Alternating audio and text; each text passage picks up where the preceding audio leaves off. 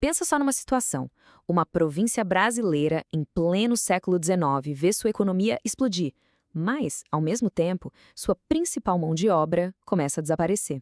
O que fazer? Essa é a história que vamos desvendar hoje. Como o Ceará teve que basicamente criar do zero uma nova força de trabalho para conseguir dar conta do recado. E olha, isso aqui não é exagero. Esse relatório de 1858 já dava o tom da coisa. A elite do Ceará tinha um plano ambicioso de exportação, mas esbarrava num problema gigante: a falta de braços. Era isso mesmo que eles diziam: faltava gente para trabalhar. E sem trabalhadores, todo o projeto de crescimento ia, literalmente, por água abaixo. Para a gente entender como essa virada de chave aconteceu, vamos seguir um roteiro. A gente começa vendo o boom econômico, depois a crise de mão de obra que lhe gerou e como a elite enxergava o trabalhador livre. Daí, a gente mergulha nas estratégias de controle, pela lei e pela fé, até chegar no desfecho, uma ordem trabalhista totalmente nova. Então vamos lá, vamos voltar no tempo. A gente está na segunda metade do século XIX e a economia do Ceará, que antes era mais focada em pecuária e agricultura para consumo próprio, estava passando por uma mudança radical. O foco agora era produzir em massa para exportar. E o que estava puxando esse crescimento todo? A Europa, que pagava caro por algodão, café e açúcar. De repente, terras que antes não valiam muito viraram ouro. E claro, esse boom todo exigia mais estradas, mais portos e, acima de tudo, muito, mas muito mais gente para trabalhar. E é aqui que o caldo começa a entornar. A mão de obra tradicional, a população escravizada, estava diminuindo num ritmo assustador. O Ceará, vejam só, virou um grande exportador de pessoas escravizadas para o sul do Brasil, onde as fazendas de café precisavam de cada vez mais gente. Os números não deixam mentir. A crise era real.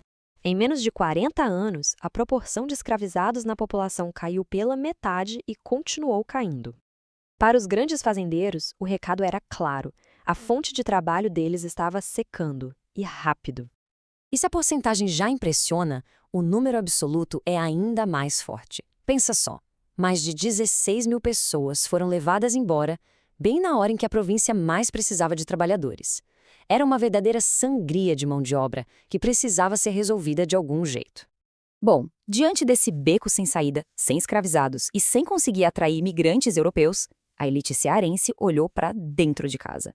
E o que eles viram? Uma população enorme de gente livre e pobre. Era a única alternativa. A questão agora era: como fazer essa gente toda trabalhar do jeito que eles queriam? E aqui a história fica ainda mais complexa. Porque a elite precisava desesperadamente dessas pessoas, mas ao mesmo tempo via o jeito que elas viviam como um problemão. O ritmo do homem livre, a sua autonomia, não batia com a disciplina de relógio que a agricultura de exportação exigia. A imprensa da época mostra bem o que eles pensavam.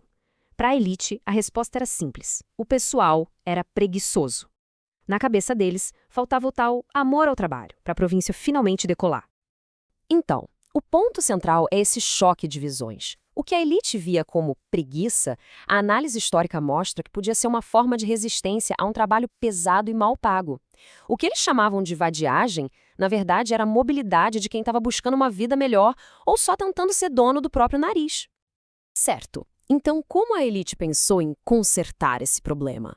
A solução veio em duas frentes. A primeira foi usar a lei e o controle da terra para forçar as pessoas a trabalhar, criando um sistema que deixava todo mundo dependente. E aqui, a gente precisa entender um conceito fundamental: o morador de condição. Era uma jogada de mestre, do ponto de vista do fazendeiro, claro. Ele deixava uma família morar e ter uma rocinha na terra dele, mas com uma condição bem clara. Quando ele chamasse para trabalhar, era para ir, sem discussão. O esquema era simples e muito eficaz. Morar na terra não era mais um direito, era um favor. E esse favor era pago com trabalho. Isso garantia para o fazendeiro uma mão de obra sempre ali, pertinho, barata e pronta para ser usada. Mas não paravam no dono da terra, não. O Estado também entrou com tudo nessa história. Criaram leis contra a vadiagem, ou seja, quem não tivesse emprego fixo podia ser preso. O recrutamento para o exército virou uma arma para manter os jovens na linha. Era um sistema de coerção completo, um verdadeiro cerco. Só que obrigar na marra não era o suficiente. Era preciso mudar a mentalidade das pessoas, convencer de que trabalhar duro era a coisa certa a se fazer. era um valor moral. E para essa missão, a elite encontrou a parceira perfeita, a Igreja Católica. Eles diziam com todas as letras, como nesse jornal, acreditavam que só uma força quase sobrenatural, como religião, podia transformar a tal preguiça em amor ao trabalho. A ideia era usar a fé para esculpir um novo trabalhador, mais obediente, mais disciplinado, e isso saía do discurso e ia direto para a prática. As regras das missões religiosas pareciam um manual de produtividade.